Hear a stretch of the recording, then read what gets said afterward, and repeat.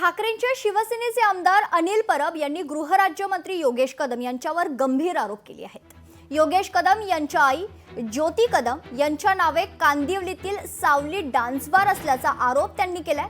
पोलिसांनी या बारवर धाड टाकून 22 बारवाला ताब्यात घेतल्याचं देखील त्यांनी म्हटलेलं आहे। तर डान्स बारवर बंदी असतानाही हा बार कसा सुरू आहे असा सवाल देखील अनिल परब यांनी उपस्थित केलाय। गृहराज्यमंत्र्यांचा राजीनामा घ्यावा अशी मागणी देखील अनिल परब यांनी केली आहे। मुंबईमध्ये कांदिवलीमध्ये सावली बार अँड रेस्टॉरंट आहे। हे सावली बार अँड रेस्टॉरंट, या सावली बार अँड रेस्टॉरंट मध्ये 30 मे 2025 ला समतानगर पोलीस स्टेशन आणि युनिट नंबर 12 यांनी रेड केली।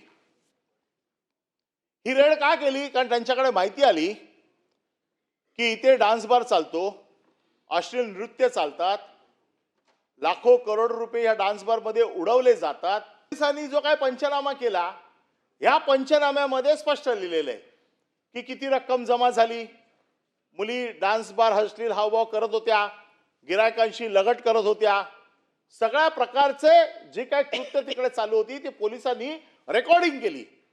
पोलिसांनी रेकॉर्डिंग केलं, पोलिसांनी पंचनामा बनवला। हे परमिट जे आहे हे ज्योती रामदास कदम माझ्या माहितीप्रमाणे गृहराज्यमंत्र्यांच्या मातोश्री आहेत। एखादा मंत्री आपल्या खात्याचा पदभार सांभाळत असताना त्या खात्याशी संबंधित असलेला व्यवसाय करू शकतो का?